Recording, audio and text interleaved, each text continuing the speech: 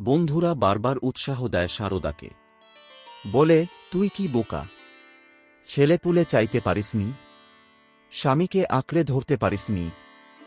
গাঁয়ের মেয়ে চিরকাল গাঁইয়া হয়ে থাকবি।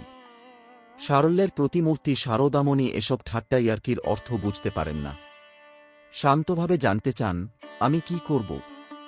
ধর্মপত্নী হয়ে এমন কাজ করবি তুই? এ তো অধর্ম, এ তো পাপ। শিউরে উঠলেন শারদা, কানে আঙুল চাপা দিয়ে বললেন, এমন করে আমায় দোষ দিচ্ছ কেন?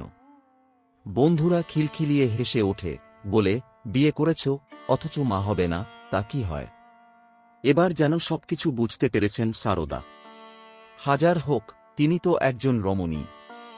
সেদিন রাতে সোজাসুজি প্রশ্ন করেন স্বামীকে, বলেন, সবাই বলে আমার নাকি ছেলেপুলে হবে না, ওরা আমাকে বড্ড খোঁটা দেয়, আমি এ জ্বালা সইব কেমন করে? এমনভাবে কথা বলতে পারেন শারদা, রামকৃষ্ণ তা ভাবতেই পারেননি। হঠাৎ কেমন যেন হয়ে গেলেন তিনি। একই কথা। কে শিখিয়েছে শারদাকে? রামকৃষ্ণ একটু হেসে বললেন, তোর ছলনা আমি বুঝতে পেরেছি। এতদিন তুই ছিলি বিশ্বরূপিণী, আজ আমার স্ত্রীর রূপ ধরে আমাকে কঠিন পরীক্ষার সামনে এনে দাঁড় করিয়েছিস।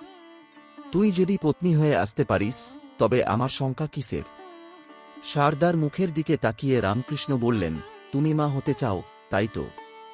বুকের মাঝে তীব্র আলোড়ন। তাহলে স্বামী কি সত্যি সত্যি আমার এই অভিশপ্ত জীবনের অবসান ঘটাবেন? আমি কি মাতৃরূপিণী হতে পারব?